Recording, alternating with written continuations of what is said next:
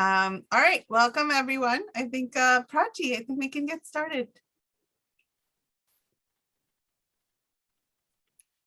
All right.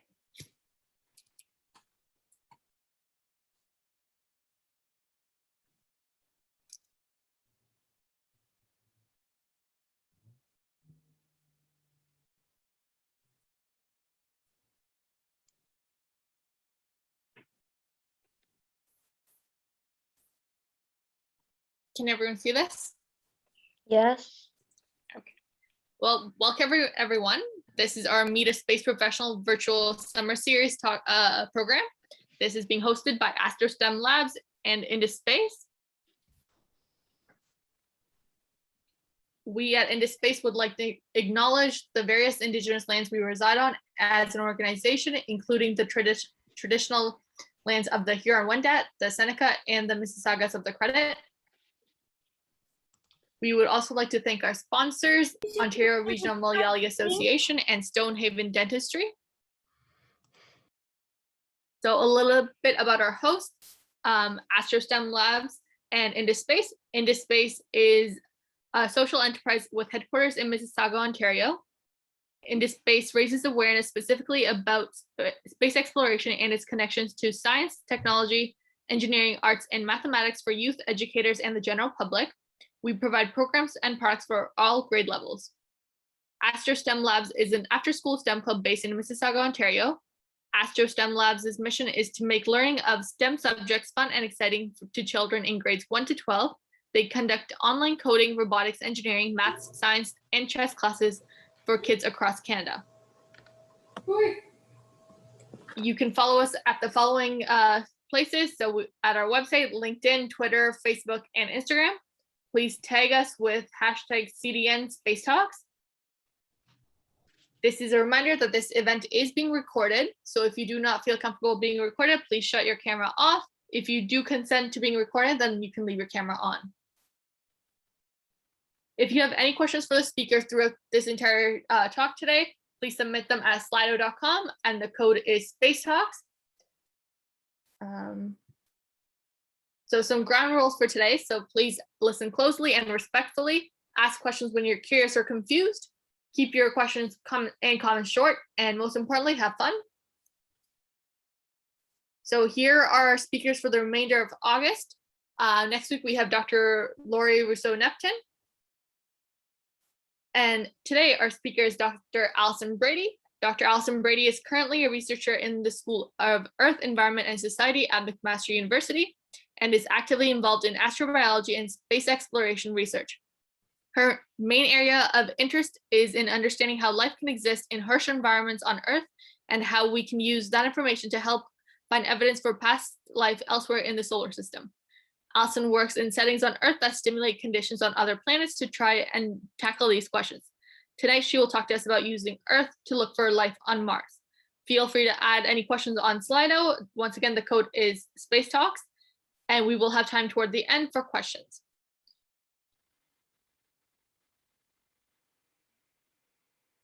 And now to Allison. Great, thank you. Okay, I'm just going to share my screen.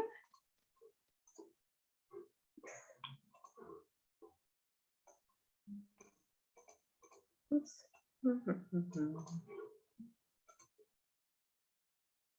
Okay, I trust you guys can see the slideshow properly. Awesome. Okay, so thank you very much for that introduction. And yes, I am currently a researcher in the School of Earth, Environment, and Society at McMaster University in Hamilton. And I'm going to talk to you guys today a little bit about some of the work that I do related to astrobiology. So you might have heard the term astrobiology before. And really this is looking for life on other planets, but it's not only that, it's also about understanding of a life on Earth. So trying to understand when life grows on Earth, how it's evolved, how it's distributed, how organisms are capable of living in some of the environments that we find on Earth. So even though it's called astrobiology, it's not necessarily just about space. It actually has a lot of information, gives us a lot of information about life on Earth. So because this is related to space, I want you guys to just take a look at this picture for a minute and imagine that you are an astronaut on Mars. And this is the train that's in front of you. you are tasked with picking up a rock. You get one rock that you're going to bring back to Earth, and this rock is going to be used by the scientists on Earth to be able to answer the age-old question of, was there ever life on Mars? So when you're surveying this whole giant area in front of you, what do you look for? How do you choose between, say, rock A and rock B? And the problem is that it's really hard to make that kind of decision. And if you look at this image, this is not actually even, in fact, a picture of Mars at all. This is actually a picture of a lava flow in Hawaii. And if you look really, really closely, there's about 4 or 5 people down there. So this entire region in Hawaii is what we would consider to be a habitable environment. There's lots of water, there's lots of resources for microorganisms like bacteria to use to be able to grow, but they're not necessarily evenly distributed throughout this entire environment. So just because something is habitable does not necessarily mean that it was inhabited. And this is where we get into a lot of challenges associated with searching for life on Mars, is we're getting pretty good at this idea of picking out where water might have been on Mars. But just because there was water in the past does not necessarily mean that there was life. So there's a lot of challenges that are associated with trying to do this kind of research. And when we send humans to Mars, and NASA is indeed thinking of sending humans to Mars, probably in about the 2030s or so, the idea is that these humans are going to be the ones out there doing this kind of exploration. They're going to be the ones making this decision of rock A versus rock B. And they're going to do this through something called an extravehicular activity. So this is when the astronauts suit up, they leave the habitats or they leave the rovers, and they actually go around on the surface of Mars looking for rocks that would be brought potentially back to Earth to do this kind of scientific analysis. So this is kind of just an artist's conception that NASA has put together. But another thing that you might be more familiar with is if you look at something like The Martian.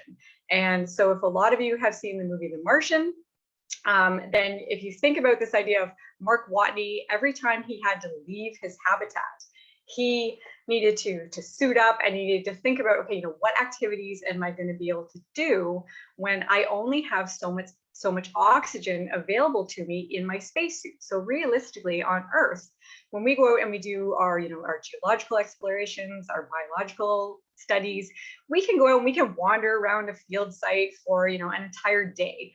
If we're hungry, we stop, we have a snack, you just sit down on a rock, eat your lunch, and away you go. That's not what's going to happen on Mars. The time constraints are going to be something that's really going to have to be taken into consideration. Things like, where is your habitat going to be placed? Is it something you're going to be able to leave easily? How far could you theoretically travel in a day? Are you using a rover? Are you walking? How much oxygen do you have available to you? And so when you think of this idea of on Earth, if you're looking for a sample that you're going to use for, say, some kind of biological analysis, if you pick up a rock and maybe a couple hours later you find a better rock, you could put that other one off to the side, pick up that new one, and off you go. That's not going to be the case on Mars. The astronauts are going to be really limited with respect to how much they can carry and whether or not they can actually go back to areas, because we want to keep these areas kind of pristine. So they may not be able to go back to an area repeatedly to continue to pick up, what would be better and better samples. So they really need to go in there with a good sense of how are they making these kinds of decisions about which sample is actually the best one to pick up. Oops.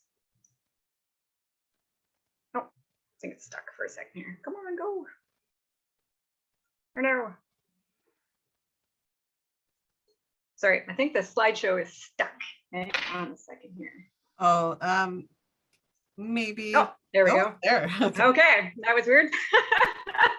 Okay, so this idea of the astronauts having to make these kinds of decisions is extremely important because astronauts come from all sorts of different backgrounds. So some of them are scientists and maybe they're geologists. Certainly they all get some level of, say, geological training, that kind of thing. But a lot of them don't necessarily come from a science background.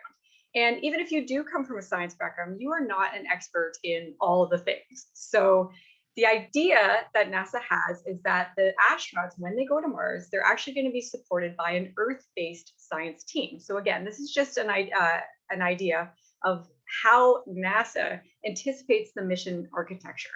So the idea would be that the astronauts are going to go out on Mars, but when they have to make those kinds of scientific decisions, they're actually going to be in contact with a team on Earth that is composed of the experts. So these are where the geologists, the chemists, the biologists, the engineers, whatever the case may be, whatever the mission requires with respect to scientific knowledge, that's where they're actually going to be, is based on Earth. And so those astronauts are going to be able to say, hey, you know, should I pick up this rock or this rock, and actually be able to get some level of input from that team on Earth. But it's not quite as straightforward as that. I'm going to get to this in a few minutes, but how these two groups actually communicate with each other when realistically there's some level of time delay involved, and I'll talk about that in a little bit, is something that NASA is very interested in trying to understand. How do these groups communicate with each other? So in a lot of cases, what you need to think about when you're planning a space mission are sort of the logistics, the actual engineering constraints of where can you go, where could you land a rover? What are the scientific questions you're trying to be able to answer? And how are you going to have this kind of communication infrastructure in place that's going to actually enable these types of communications? So the way we actually do this, answer these kinds of questions, are we look at analogs. So this is what I'm going to talk to you guys about, because this is a lot of the work that I do, is looking at analogs. So there's a couple ways to think about analogs. You can think about them from a science perspective. So for example, a scientific analog is something that lets you look at environments that we think might be similar to what we either would find in the early Earth or what we might find on another planet. And by investigating these types of analogs, you can answer those kinds of questions. Like, for example, what sort of features should you look for in rocks that might make it habitable for microorganisms, for bacteria? And so we, and me and other people that I work with, get to travel to all sorts of really unique environments, trying to understand on Earth, what are the limits of life? Where does life like to live? Where do you find the most abundant types of life? And if that life is no longer there, which is possibly the case on Mars, what sort of signs might it actually leave behind? So I've been to certain some areas such as geothermal springs, hot springs out in Western Canada, in mining environments 3 kilometers below the surface, in the Antarctic, in volcanic lava flows, and in modern lakes that have examples of modern day stromatolites that are analogous to what we might find on early Earth. But analog projects and analog environments are not necessarily only all about the science. There's also operational analogs. And so if you think about this, this is how you can practice going to another planet without having to actually go to another planet. Because obviously before you get to Mars or before you get to the moon, you want to have a really good understanding of all the technology that you're going to be using. And NASA has a very long history of doing operational analogs. So if you think back to a lot of the early Apollo missions, the missions that went to the moon in the 60s, they did a lot of training on Earth, a lot of training, practicing using some of the equipment, also some level of geology training, long before they ever went to the moon. And NASA has continued to do these types of analog missions. Now, though, NASA is working really hard to incorporate a lot more of the science. So, for example, when astronauts went to the moon, there was some level of science, but they were sort of just pick up a rock type of thing. And now, and they brought back kilograms worth of lunar material. So there's still science being done on the material that they brought back.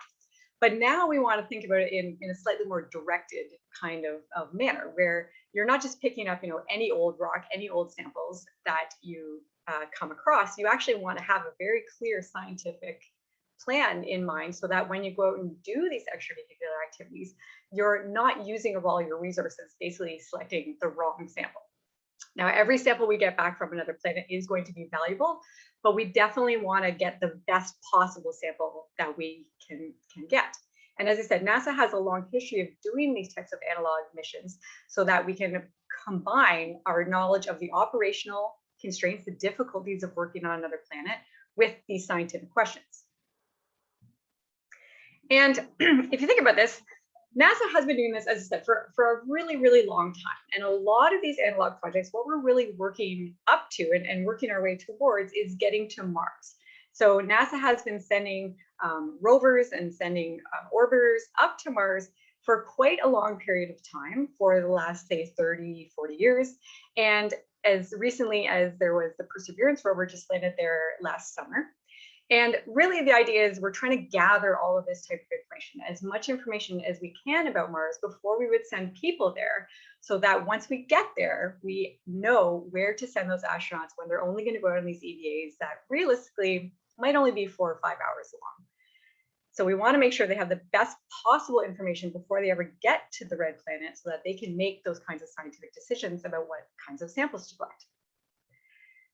But why do we even want to look at Mars? Why do we want to look at Mars? Why not look at other planets, this kind of thing? Well, the short answer is that Mars is realistically our best chance at finding life in our solar system.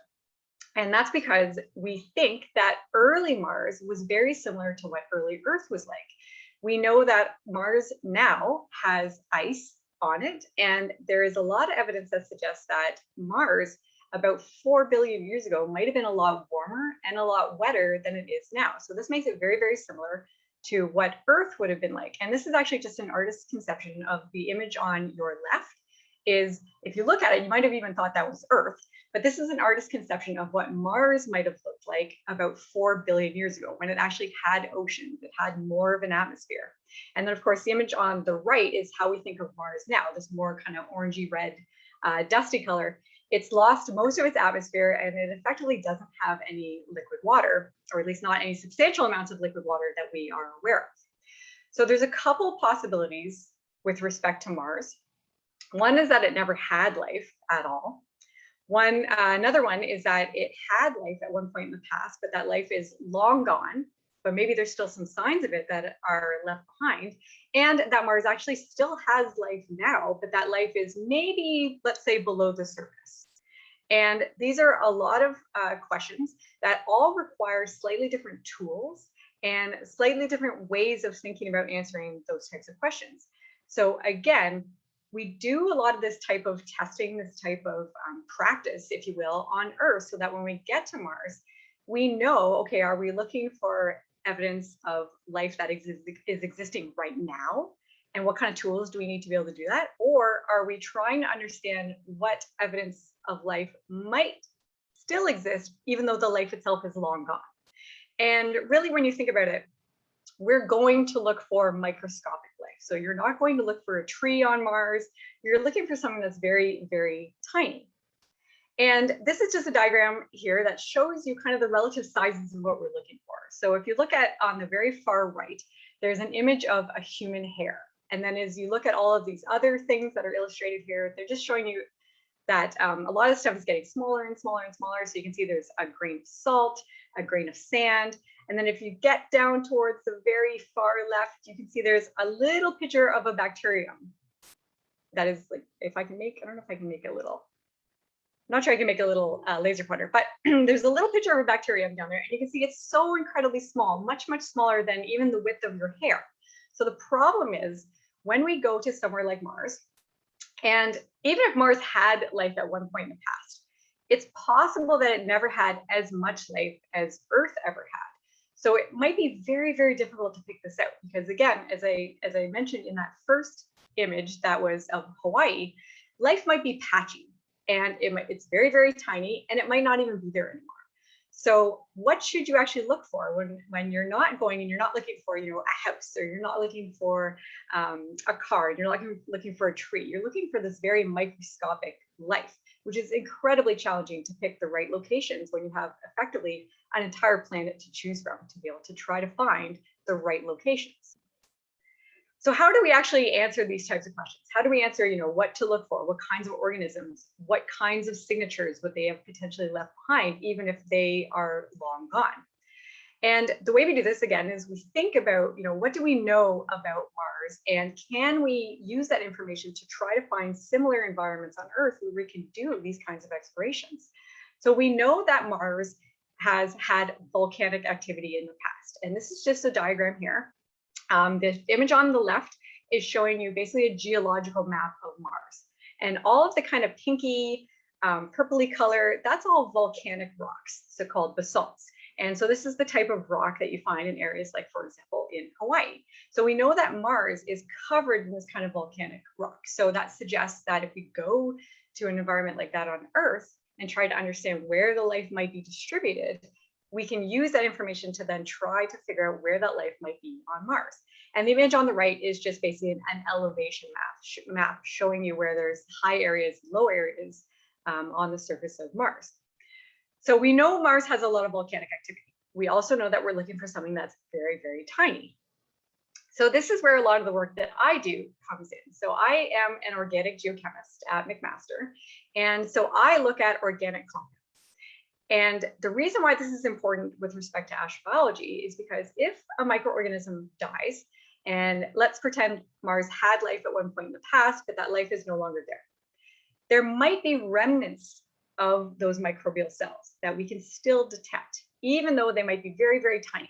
So microbes, when they die, they leave things like their DNA, they can leave things like their proteins, they can leave things like their lipids.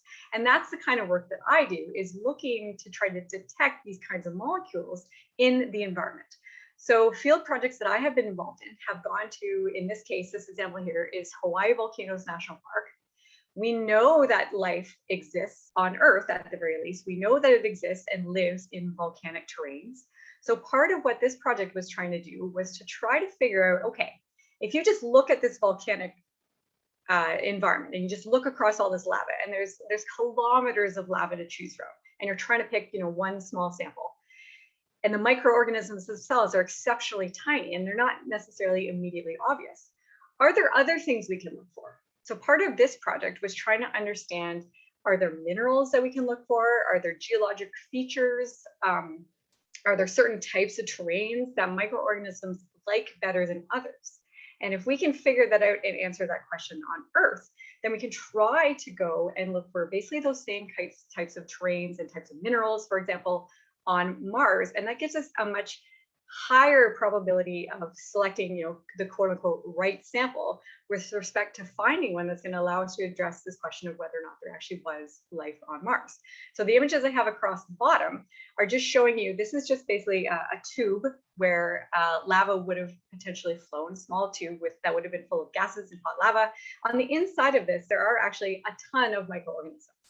And you can see, if you look in that little picture, there's some very, very fine white crystals.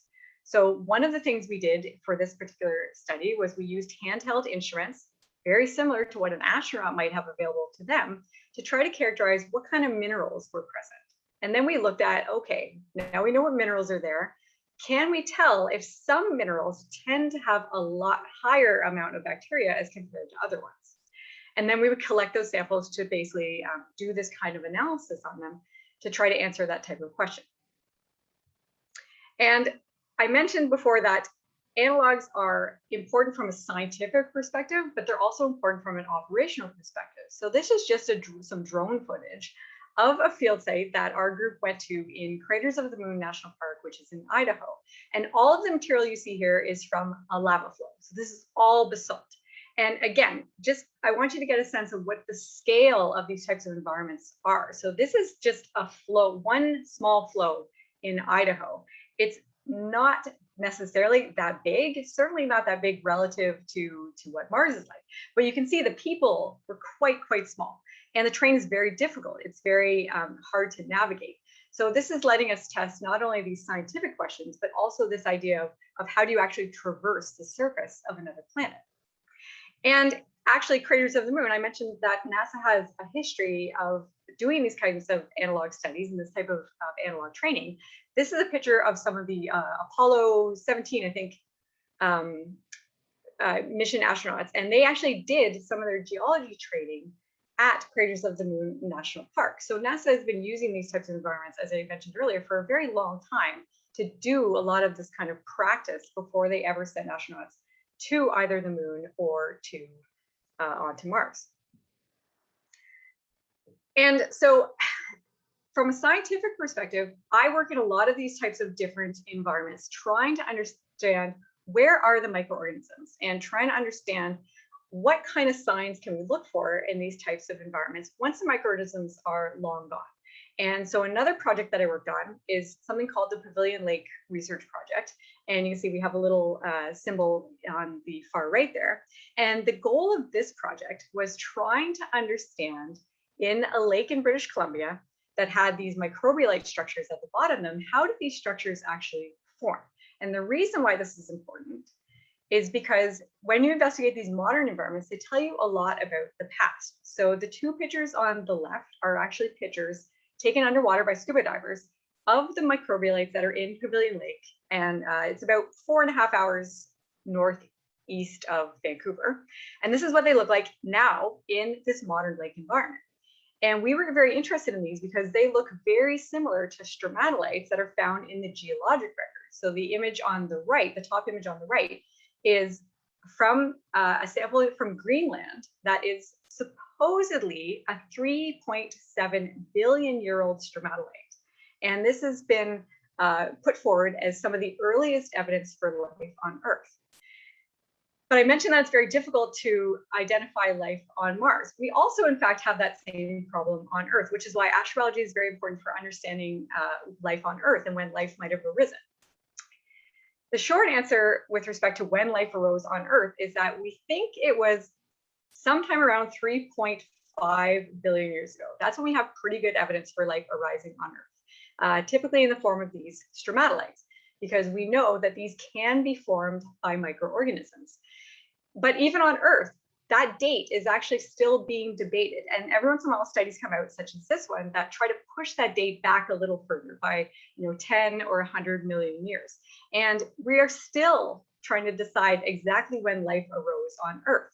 And that's when we have a lot of evidence available to us at our fingertips. So just imagine the difficulty with trying to answer without question whether or not there ever actually was life on Mars. And part of that is because there are processes that are geological in nature, that are purely just chemical processes that can occur that in some cases can create the same kind of evidence that life creates. So trying to tease apart whether something was actually a result of life, and for example, this little wavy pattern in the stromatolite, that can be caused by life, but there are some other geological processes that can also cause those same patterns.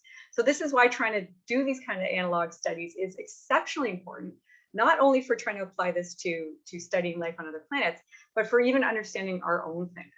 And this is just the image on the bottom right is just a picture of an artist's conception of what life might have looked like on early Earth, where there was tons of volcanic activity and there were all of these stromatolites being formed by microorganisms that we still now find in the geologic record, in the fossil record, even though the microorganisms that would have been covering them are long gone.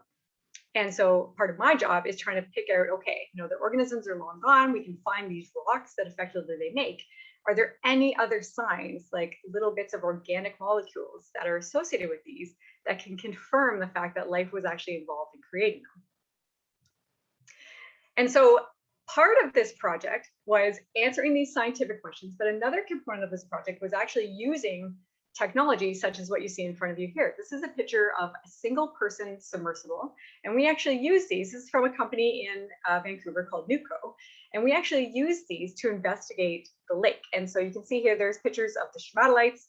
This is another image of what some of them look like when you get deeper into the lake.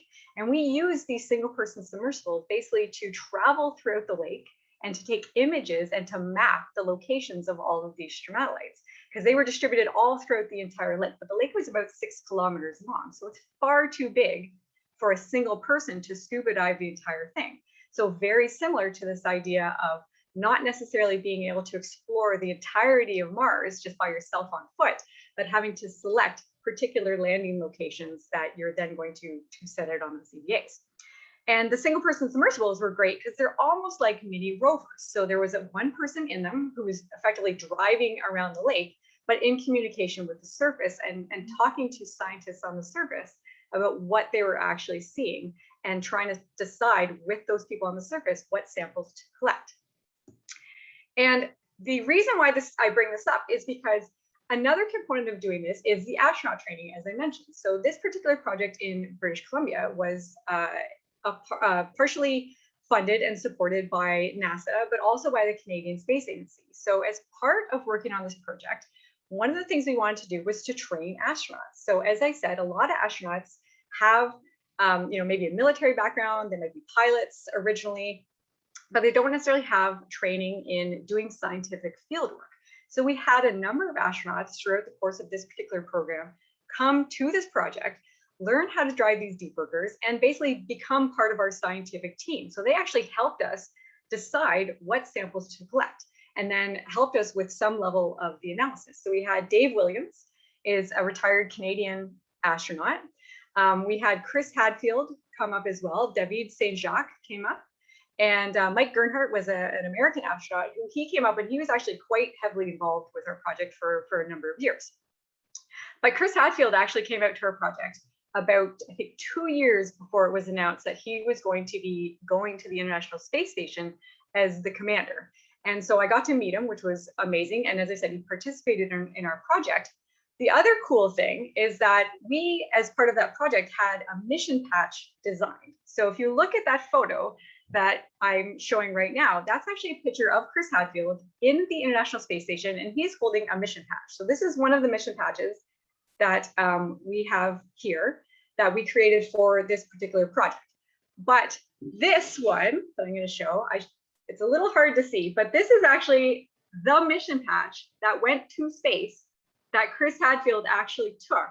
And we were able to get him to take up a number of these Pavilion Lake mission patches and brought back a few of them so that some of us on the project could actually have one. And the PI of the project very nicely had these framed for us. And it actually does have a little plaque saying that it was taken to the ISS by Chris Hadfield in 2012. So that's, for me at least, my fun fact of something that has been very, very cool to be able to get as a result of doing all of this type of analog work. And I'm going to just mention something else that's kind of neat about this, because I think it's a very inspirational type of story. This is a picture of our mobile command center. So this is where we were controlling this, talking to the submersible, people in the submersibles, planning out all of our routes and discussing the science. In this image, there are actually 4 astronauts. So there's Chris Hadfield at the front, there's Mike Gernhardt, and there's Stan Love, who's another American astronaut. The 4th astronaut in this image is actually this woman right here. So her name is Zena. And when she came to this project, she was actually an undergraduate student. So she had just finished high school, was doing her undergraduate degree at university. And she came to work on the Pavilion Lake research project.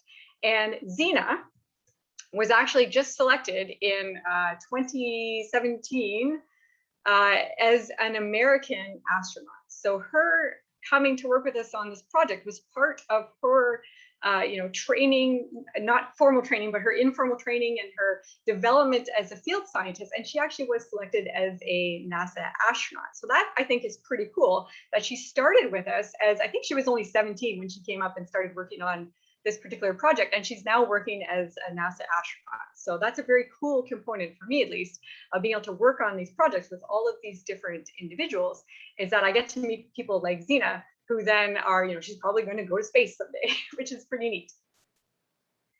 Okay, so let's talk a little bit about some more operational components. So I've discussed a little bit about some of these scientific projects that I work on. And as I said, I work on it sort of in the life detection aspects of it. And I mentioned that at the very beginning, one of the components that NASA is very interested in is having scientists on Earth communicate with astronauts who are on Mars and basically giving them advice, giving them input. So this is a little problematic because Mars is very far away from Earth. So I'm going to ask you guys a question. You guys can type it in the chat if you like, just throw out some ideas.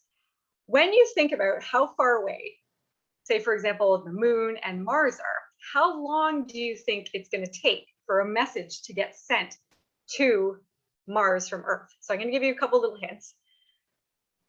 For the International Space Station, oops. Come on. Oops. Sorry, I think it's paused again.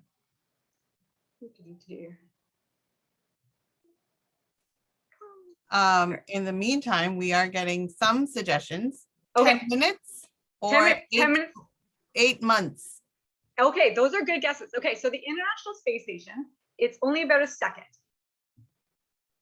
The moon is a little over a second, and the moon is about 384,000 kilometers away. Mars is 400 million kilometers away. So if the moon is about a little over a second, then let's see, yeah, some of these guesses, 5 hours, 25 minutes, 8 seconds, 9 months. Okay, these are excellent guesses. The answer is that it's actually going to take, there we go. It's going to take somewhere between 3 and 22 minutes. So there were a couple people that were definitely in the right zone. And the reason why it's anywhere from 3 to 22 minutes is because Mars and the Earth are not perfectly synced up with respect to their orbits. So sometimes Mars is a little closer to the Earth, and sometimes it's a little further away from the Earth. So the time reflects that change in the distance. But if you think about this, this is going to be really irritating if you're trying to talk to somebody on Mars. So is anybody into games? Like, do you guys play video games online or anything like that? I'm sure some of you probably do. And if you play if you're playing a video game and for some reason there's a little bit of a delay, or maybe you're talking to your friend, or you're just about to go, send in your army to go do something, and there's a bit of a delay, even if it's like a second, it is super annoying. So think about being that astronaut, you only got 4 or 5 hours out in your spacesuit, and you go out and you say, oh, there's 2 rocks right in front of me, I can't decide A or B, and you send that message back to Earth, and you say, hey, scientists on Earth, rock A or rock B, and maybe you send a picture with it, or you send some other information about the mineralogy, something like that back then. And then you wait, and you wait, and you wait, and you wait 20 minutes, and then they get the message, and then they have to discuss it. Scientists sometimes take a while to agree on things, and then they send you a message back, and you wait, and you wait, and now it's been 40 minutes of your 4 or 5 hour EVA, and you finally got your answer that they would like you to pick up rock A. That is unacceptable. is the short answer to that. There's no way that can actually be an effective use of your time if you're sending astronauts to Mars. So how do you deal with this? What do you do? You can't have an astronaut basically standing there twiddling their thumbs, waiting for an answer from Earth if it's going to take potentially up to 40 minutes for a round trip answer. So one of the things that we do on these projects is trying to decide, okay, how do we optimize what the astronauts are doing, and how do we optimize sending them to the right location so that the type of information they're sending back to Earth can basically be used as a constant feed by those scientists on Earth. So the astronauts are basically just gathering information and just sending it back, sending it back, sending it back. So the astronauts are always doing an activity, and the scientists on Earth are always processing new information. And part of understanding the best way to effectively do that is to try to understand what kind of information the scientists on Earth need. And this is something else that's very important. So if you think about the idea of, let's say you're trying to stream a movie and your internet bandwidth is not great, and so your movie's kind of choppy and this kind of thing, but you're trying to watch a really high resolution, high definition movie. Maybe you decide you're going to watch a lower resolution version of that movie, and it streams a little faster, it's less choppy. So now you've made a decision about, what quality of data you're going to try to gather. And that's exactly the type of thing we were trying to assess with some of these projects. So I have these little pictures here of basically a section of that Craters of the Moon, the one with the dark lava flows. And it's basically showing you a difference between sort of different resolutions of images of it. So we practiced with planning out where we were going to send our astronauts on these analog missions based on, do you have high resolution data or do you have low resolution data? And can you actually still do good science? Can you actually answer your scientific questions with low resolution data, or do you really need that high resolution data? Because that's going to dictate what kind of information NASA gathers before they ever send humans to Mars. So we looked at things like this, which is looking at the imaging. And then again, this is just to give you a sense of the scale of some of these environments we're talking about. This is a crater in Hawaii. And if you look on the far right, there's some images again of people. So just trying to highlight for you the scale and the size of these environments that we're talking about with respect to needing data. And if you're looking at something where the resolution that it's giving you is on the centimeter scale, is that overkill? Could you get away with a coarser resolution? Are the environments so big that there's no way you could possibly get high resolution of the entire area you're interested? So how do you narrow it down? And again, this is just an image from Earth, and we already have trouble with being able to do this. So just imagine trying to do it for Mars. And other pieces of data that you can gather. So this is taken from our project as well. So this is just trying to illustrate, the types of information that NASA needs to take into consideration when they're thinking about planning these missions and trying to do good science. So this is just an image here from a paper where that picture on the top right and the big kind of circle thing in the top right there, that's that crater that I just showed you. And all of those little dots are areas that we decided we wanted our astronauts to go and to pick up samples. And once they got to those regions, they had to then use their visual observations to be able to select the rocks that we wanted them to pick up. The image on the bottom right is actually some spectroscopy. So this is telling us a little bit about what minerals are present in these different types of environments. So we purposely picked areas that had different types of minerals because we wanted to understand, okay, this is something you can actually see from orbit. And we have a lot of this information for Mars. So you don't need to send a person there to gather this kind of data, but is this data actually useful with respect to answering those scientific questions? And this is actually exactly what NASA did when they were thinking about where to launch the Mars 2020 rover, the Perseverance rover that just landed in July of last year. This is actually an image of Mars. And the colors that you're seeing here, it's the same thing as what I just showed you from our site in Hawaii. It's telling you a little bit about the mineralogy, the types of minerals that were present. And this is part of how they actually selected this landing site for this rover, is they found that there were areas on Mars that had features that looked like they might have had water. So this is showing something called a delta, which we see on Earth when a river enters into, say, a lake or into the ocean. So it looks physically like it has had water. It also has minerals associated with it that we know on Earth are formed in environments that have had water. So this is part of how NASA actually decided where they were going to send the Perseverance rover, which is pretty cool if you think about it. So that's exactly the kind of thing that we were testing in these analogs and pass that information on to some extent with respect to how future missions are actually planned. And so this is just to show you guys a little bit about where we kind of netted out with this particular project.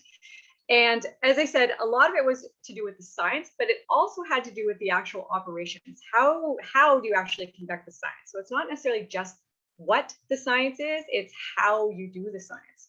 So we had for this analog mission in Hawaii, we had an Earth-based science team that were communicating to a team on Mars over a 20-minute delay. And we just did this artificially.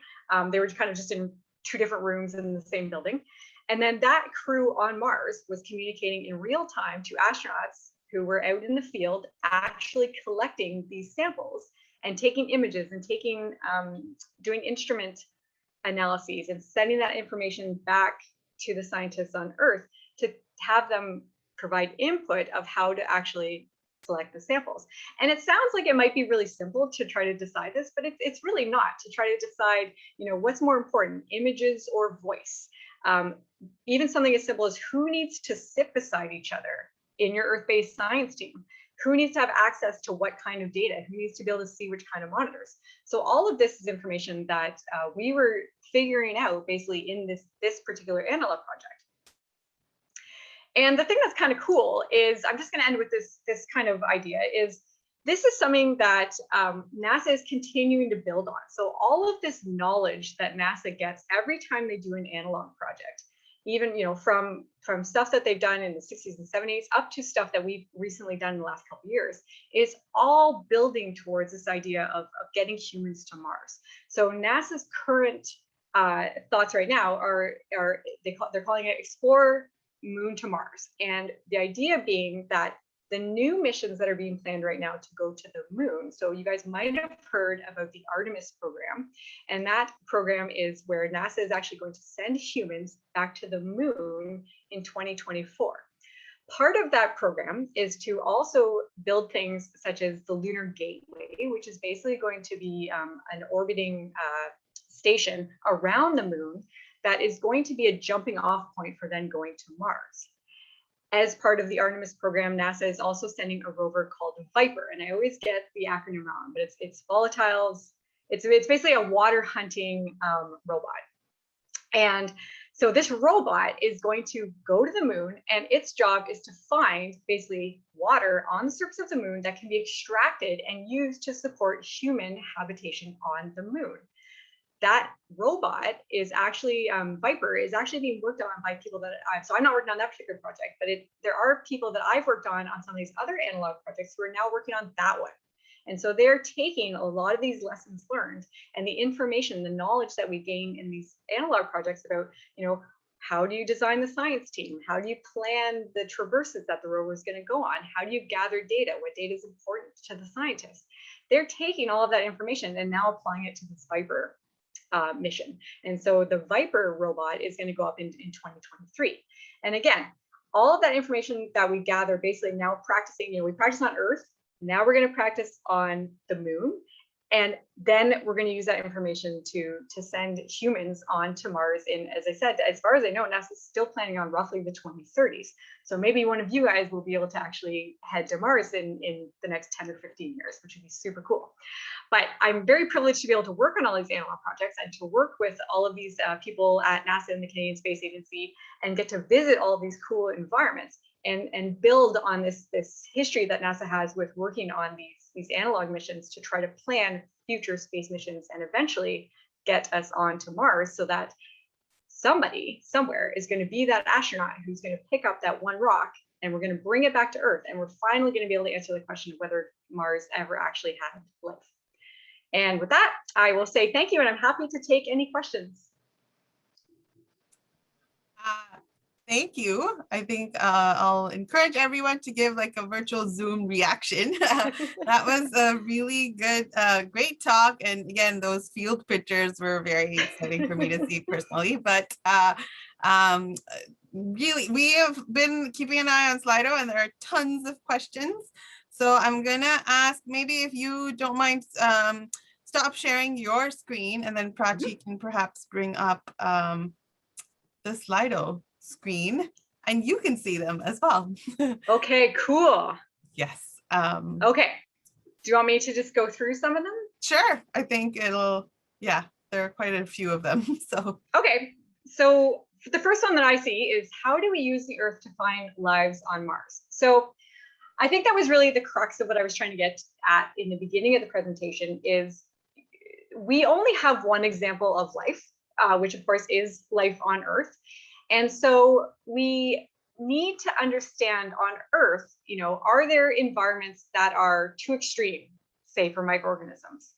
So does that allow us to put limits on where we would look for life on other planets? Do we know that, organisms, like if you think about Earth, once upon a time we thought there was no way organisms lived in the Antarctic, and yet now we know they do. Once upon a time, we thought there was no way that microorganisms could exist in the deep subsurface, kilometers below the surface of the Earth. Now we know that they do. So that gives us a lot more information about, okay, now the idea of going to Mars, and maybe we shouldn't look on the surface of the planet, but we should look down below the surface, is really something that now we know is a possibility, because we know that life can do that on Earth. So really, that's what we're trying to be able to do. So let's see here. So can there be non-carbon-based life forms? Does this change the places we might look for life? So this is a great question. Again, we are basing what we know about life, and thus what we look for with respect to life, based on life on Earth. So is there a theoretical possibility that there could be life that is not based on carbon? Sure, there totally is. But we don't know how to look for it. And that's really because, how do you know what you don't know, so to speak? And so we don't have any experience with looking for non-carbon-based life forms. So we base, technologies and in my case, the molecules that I'm looking for is all completely based on carbon-based life. And there have been some rather famous astrobiologists, well-known astrobiologists who bring up this possibility that we might be missing something simply because we don't really know exactly what we're looking for. So yeah, there is a very distinct possibility that we are missing something, but realistically, because we don't know what we're missing, we don't know how to look for it. And so yes, there is definitely a possibility, but we don't have any way to address it. So for now, we just focus on, the one example of life that we have, which of course is life on Earth. Are the rocks in Mars different than the rocks on Earth? So yes and no. I mentioned that the rocks on Mars, we know a lot of the surface of Mars is covered in basalts. So basalts are volcanic rocks that we have on Earth. There are some differences in them insofar as some of the elements that are present are in slightly different proportions than what we find on Earth. But realistically, there are not, as far as I'm aware, there's no minerals or anything like that anybody's discovered on Mars that it's just been like, oh my goodness, what is this? We have nothing to compare it to on Earth. So there are rocks that are similar to what we find, similar between Earth and Mars. They're often maybe just present in different amounts, or they might have slightly different chemical compositions. So yeah, there's some slight differences, but realistically, a lot of the rocks we find on Mars are ones that we find also on Earth. How do you figure out the planets which astronauts go to are safe? Like safe for the astronauts? So that is, so I have nothing to do with it. So how do you figure out where to send them?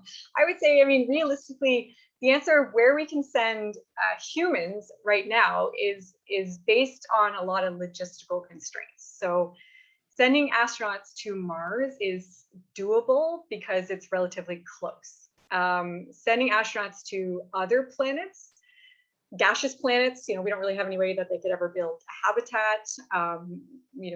Things that have like the icy moons, this kind of thing. Icy moons are very popular and of great interest with respect to finding life, because we know that life can exist under ice in the Antarctic. I don't know that the surfaces of them would necessarily be great for traversing by humans, but maybe we just don't have the technology to be able to do that right now. So part of the issue with where we send humans is has to do a little bit with the engineering aspects, the actual just logistics of landing something. So even on Mars, there's some areas that are basically just out of the running because we right now don't have the technology to be able to safely land a rover or to safely land, anything that a human might be in. So to some extent, the safety issue is related to where you could safely land something, and whether or not you're going to be able to support any kind of human habitats. And then of course, sending the astronauts, they're going to have suits that are designed for doing the EVAs in those particular conditions. So I'm not sure what's been done exactly with respect to designing suits to say withstand, the moon versus Mars. I'm sure there are some differences between them to make sure that astronaut safety is paramount, but I'm not sure exactly what they would be. But certainly safety is definitely going to be a #1 priority when we think about sending humans anywhere. And that's where I think the ISS and the way astronauts can perform and do tasks and live safely is a good site to test at. And then they're using what they learn from that to think about where to go. So Moon and Mars are right now the sort of closest locations. But yeah. Excellent. Yeah, absolutely. Okay, so what places on Earth are similar or close to Mars to do experiments and biodome for Mars development? Ooh, okay, so so there are, I guess so maybe by experiments, I know there's been some experiments with respect to say growing food and that kind of thing on the ISS. So I'm gonna take this question to mean those kinds of experiments. There are experiments going on the ISS that look at things like growing plants under different light wavelengths, and can you optimize growing food quickly using like say red versus green light and that kind of thing. And there are actually university researchers who are working on these kinds of experiments as well, who then the information they gather and the data they gather gets passed on to the space agencies, and then they use that to design the experiments that are going to be done in the ISS. So as Barry mentioned, the ISS is a great place to think about doing these kinds of experiments as a trial run to what you might think about if you were going to build a habitat on Mars.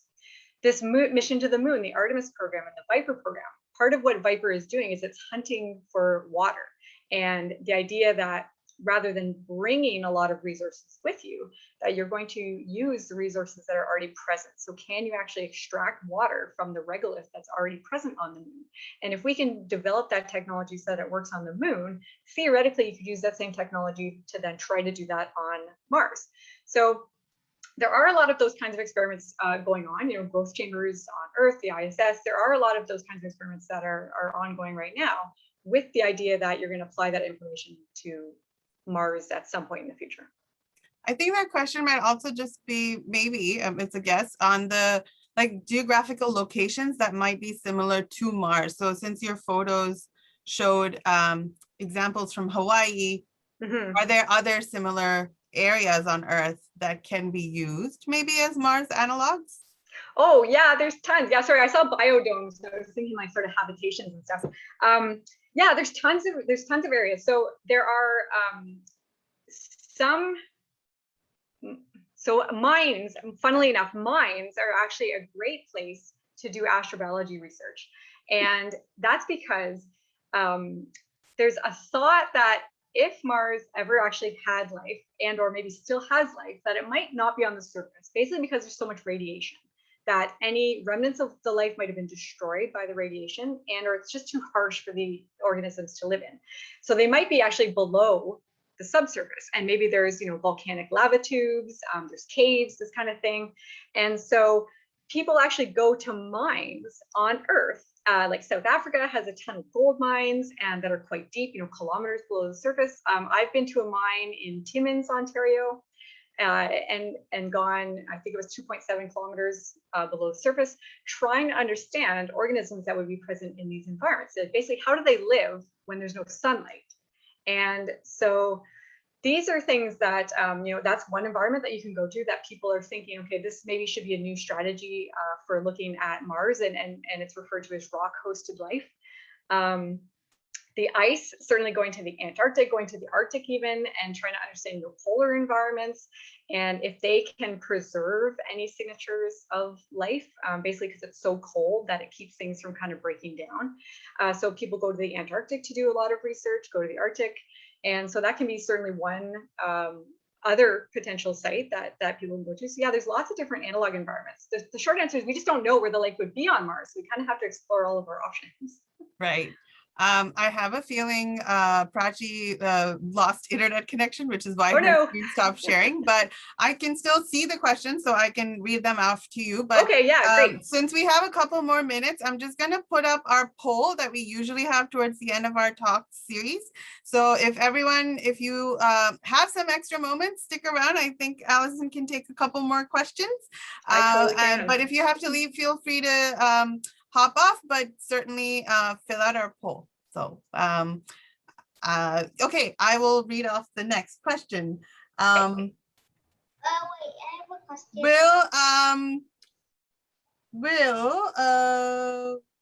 I can see it again. It's you back. can. Okay, she's back. Thanks.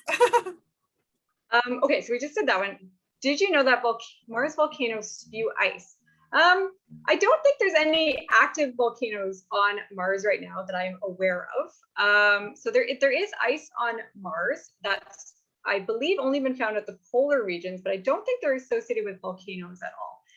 There are geysers, I guess, that spew kind of water and maybe some ice on some of the icy moons, but I don't think there's any ice associated with volcanoes on Mars. As far as I know, Mars does not have currently any volcanic activity.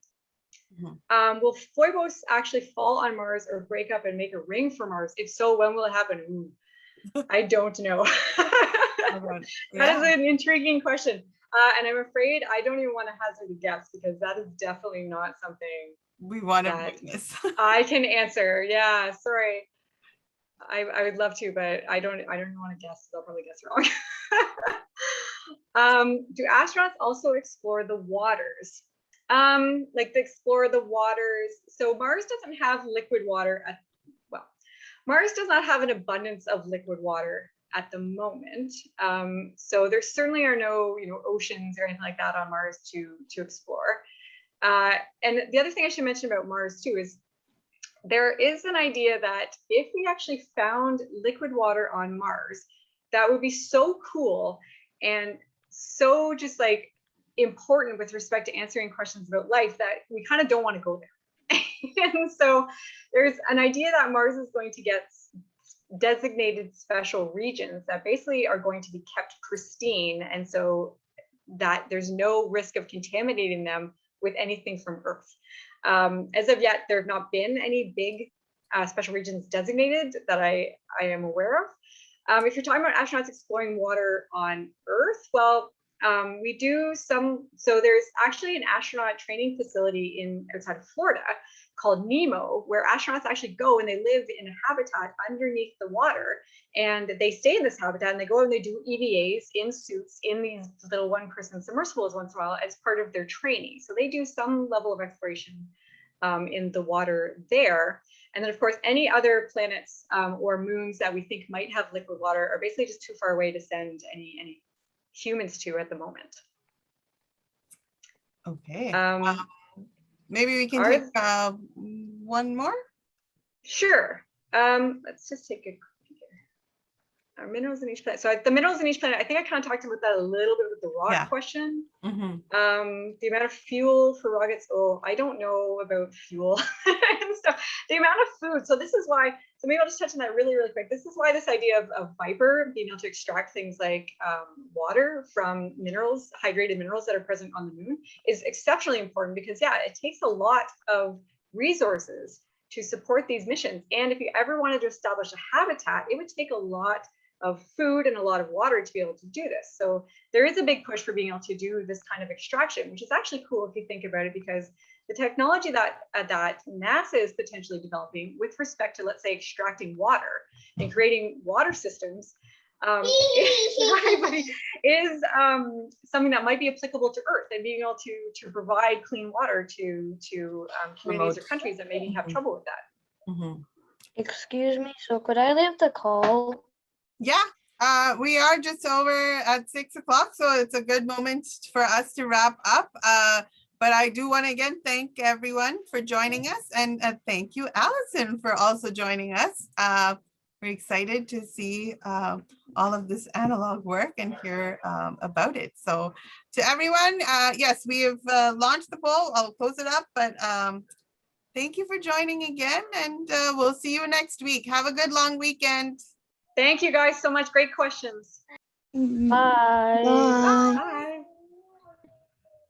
Bye. Bye. Bye. Bye. Bye. Have a good day. Bye.